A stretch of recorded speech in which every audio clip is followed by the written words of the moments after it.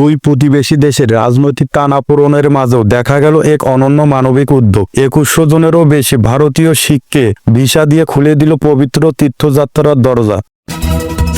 33 বছরের বিরতির পর যুক্তরাষ্ট্রের ইতিহাসে নতুন এক ঘটনা। প্রেসিডেন্ট ডোনাল্ড ট্রাম্প যুদ্ধ দপ্তরকে নির্দেশ দিয়েছেন প্রথম পরমাণু অস্ত্রের পরীক্ষা চালানোর।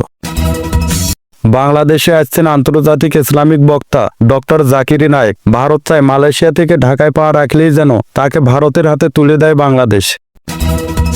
যুক্তরাষ্ট্রের প্রেসিডেন্ট ডোনাল্ড ট্রাম্প ঘোষণা দিয়েছেন দেশটি পুনরায় পারমাণবিক অস্ত্রের পরীক্ষা শুরু করবে। এ ঘোষণা ঘিরে তীব্র প্রতিক্রিয়া জানিয়েছে ইরান। এক মুহূর্তে ঘুম ভেঙে গেল পুরো গ্রামের। রাতের অন্ধকার পাহাড় ধসে চাপা পড়ল অসংখ্য ঘরবাড়ি। পাপুয়া নিউগিনির এনগা প্রদেশের একটি গ্রামে আকস্মিক ভূমিধসে এখন পর্যন্ত 20 জনের মৃত্যু নিশ্চিত হয়েছে। ব্রিটিশ রাজপরিবারে বড় ধাক্কা। রাজা তৃতীয় চার্লসের নিজের ভাই প্রিন্স অ্যান্ড্রু হারাতে চলেছেন রাজপুত্র উপাধি। শুধু তাই নয়, ছাড়তে হচ্ছে রাজকীয় অ্যাপার্টমেন্টও। বিশ্ব রাজনীতিতে নতুন মোড়। এশিয়ায় প্রভাব বাড়াতে যুক্তরাষ্ট্র এবং ভারত হাত মিলালো এক দীর্ঘমেয়াদী প্রতিরক্ষা চুক্তিতে। এই চুক্তি শুধু সামরিক নয়, এর পেছনে আছে প্রযুক্তি, কূটনীতি এবং আঞ্চলিক ভারসাম্যের বড় বার্তা। দক্ষিণ এশিয়ায় বড় স্বস্তির খবর। 5 দিন টানা উত্তেজনার পর অবশেষে মুখোমুখি বসে শান্তির পথে হাঁটতে রাজি হলো পাকিস্তান এবং আফগানিস্তান। তুরস্কের মধ্যস্থতায় দুই দেশের মধ্যে বজায় থাকছে যুদ্ধবিরতির অঙ্গীকার।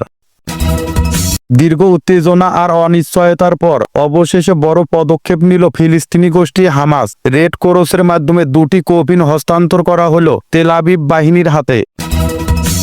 যুক্তরাষ্ট্রের প্রেসিডেন্ট ডোনাল্ড ট্রাম্প 2026 অর্থ বছরে মাত্র 7500 শরণার্থীকে দেশটিতে প্রবেশের অনুমতি দেওয়ার ঘোষণা দিয়েছে, যা যুক্তরাষ্ট্রের ইতিহাসে সর্বনিম্ন সংখ্যক শরণার্থী গ্রহণের ঘটনা। ধর্মীয় অনুষ্ঠানে যোগ দিতে 2100 জনেরও বেশি ভারতীয় শিখকে ভিসা দিয়েছে পাকিস্তান। নয়াদিল্লিতে অবস্থিত পাকিস্তানি হাই কমিশন এই তথ্য নিশ্চিত করেছে। এক্সে প্রকাশিত এক বার্তায় জানানো হয়, 4 নভেম্বর থেকে 13 নভেম্বর পর্যন্ত পাঞ্জাবে অনুষ্ঠিত হবে শিখ ধর্মের প্রবর্তক বাবা গুরু নানক দেবজির জন্মবার্ষিকীর উৎসব। এই উপলক্ষে ভারতীয় শিখ তীর্থযাত্রীদের জন্য বিশেষ ভিসা ইস্যু করেছে পাকিস্তান হাই কমিশন। শিখ ধর্মের প্রথম গুরু নানকের জন্মস্থান পাকিস্তানের পাঞ্জাব প্রদেশের প্রতি বছর কার্তিক পূর্ণিমা তিথিতে এই গুরুদ্বারে উৎসবমুখর পরিবেশে পালিত হয় তার জন্মবার্ষিকী।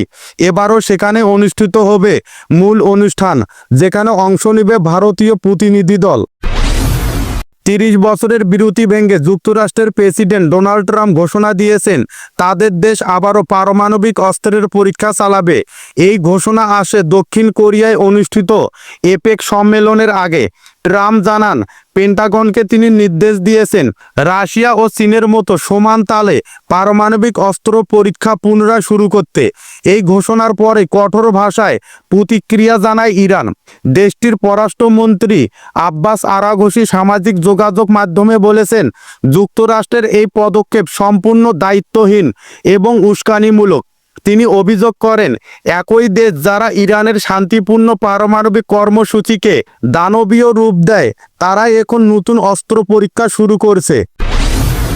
নভেম্বরের শেষ সপ্তাহে ঢাকায় বক্তব্য দিতে আসছেন ডক্টর জাকির নায়েক। আয়োজক প্রতিষ্ঠান স্পার্ক ইভেন্ট ম্যানেজমেন্ট জানিয়েছে, 28 ও 29 নভেম্বর আগারগাঁও এলাকায় হতে পারে এই অনুষ্ঠানটি। ভারতের পররাষ্ট্র মন্ত্রণালয় এই সফর নিয়ে ইতিমধ্যে অবস্থান জানিয়েছে। দেশটির পররাষ্ট্র মন্ত্রণালয়ের মুখপাত্র রণধীর জয়সওয়াল ডাক্তার জাকির নায়েক ভারতের ওয়ান্টেড তালিকায় আছেন, তাই তিনি যেখানে যান না কেন সংশ্লিষ্ট দেশ যেন তাকে ভারতের কাছে হস্তান্তর করে।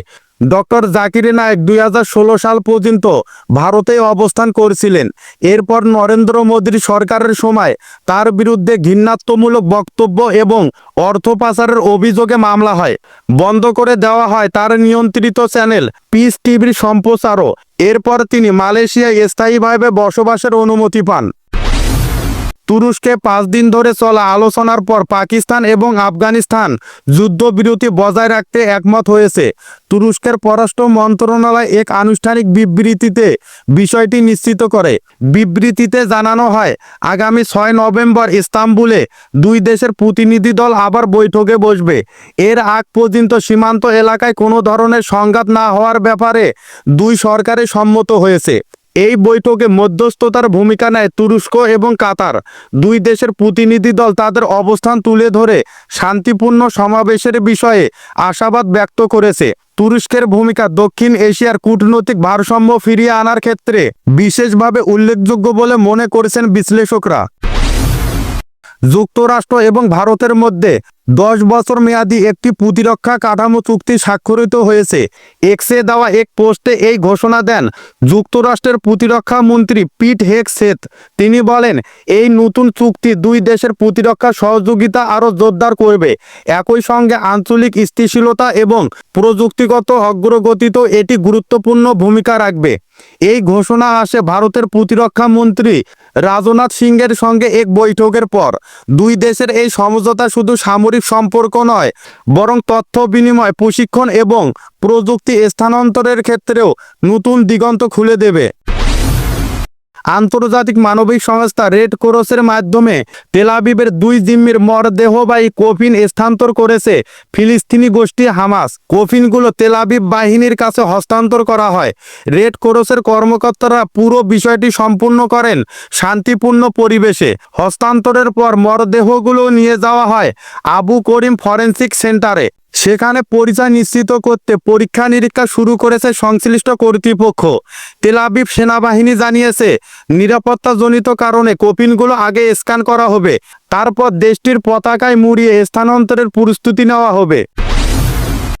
মার্কিন ফেডারেল রেজিস্টারে প্রকাশিত এক বিজ্ঞপ্তিতে বলা হয়, বিশ্বের লাখ লাখ বাস্তুচ্যুত মানুষের জন্য যুক্তরাষ্ট্রের শরণার্থী ব্যবস্থা বন্ধ থাকবে এবং যে সীমিত কোটা নির্ধারণ করা হয়েছে তা মূলত শ্বেতাঙ্গ আফ্রিকানদের জন্য সংরক্ষিত থাকবে।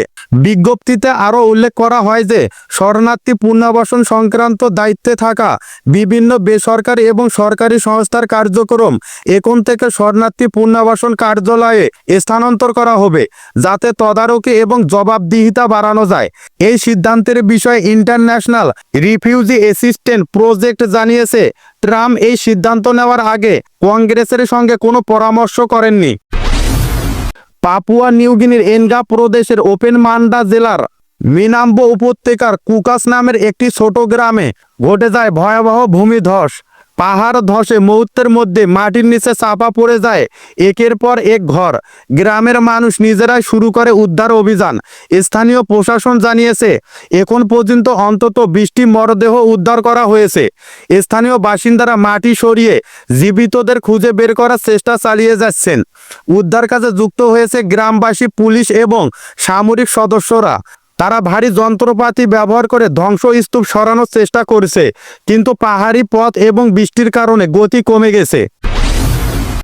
বাকিংহাম প্যালেস থেকে প্রকাশিত এক আনুষ্ঠানিক বিবৃতিতে জানানো হয়েছে, রাজা তৃতীয় চার্লস তার ভাই প্রিন্স অ্যান্ড্রুর সমস্ত রাজকীয় পদবি এবং সম্মাননা প্রত্যাহারের প্রক্রিয়া শুরু করেছেন। বিবৃতিতে বলা হয়, অ্যান্ড্রু মাউন্ট ব্যাটেন উইন্ডসর নামে পরিচিত হবেন। তার উইন্ডসর ক্যাসেলে থাকা রাজকীয় বাসভবনের ইজারাও বাতিল করা হচ্ছে।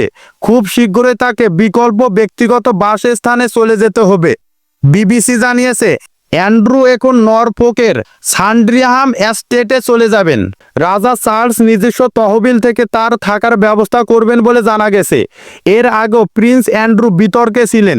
তিনি আমেরিকান অর্থদাতা জেফ্রি অ্যাপস্টাইনের সঙ্গে সম্পর্কের অভিযোগের পর থেকে রাজকীয় দায়িত্ব থেকে সরে দাঁড়িয়েছিলেন, যদিও তিনি সব অভিযোগ অস্বীকার করে আসছেন। যুক্তরাষ্ট্রের প্রেসিডেন্ট ডোনাল্ড ট্রাম্প পরমাণু অস্ত্র পরীক্ষা চালানোর নির্দেশ দিয়েছেন। গতকাল দক্ষিণ কোরিয়ায় থাকাকালীন এই নির্দেশ দেন তিনি। এটি 33 বছরের মধ্যে যুক্তরাষ্ট্রের প্রথম পারমাণবিক পরীক্ষা হবে। দেশটি 1992 সালে শেষবার পরীক্ষা চালানোর পর পরমাণু অস্ত্রের উপর স্থায়ী মোরাটোরিয়াম ঘোষণা করেছিল। গত 2 সপ্তাহ ধরে রাশিয়া বিভিন্ন পরমাণু অস্ত্র পরীক্ষা চালাচ্ছে। রাশিয়া সম্প্রতি পরীক্ষামূলক ক্ষেপণাস্ত্র এবং পরমাণু শক্তিচালিত টর্পেডো পোসাইডনের সফল পরীক্ষা করেছে। এ অবস্থায় ট্রাম্পের দাবি যুক্তরাষ্ট্র সমান প্রতিরোধের জন্য পরীক্ষায় নেমেছে।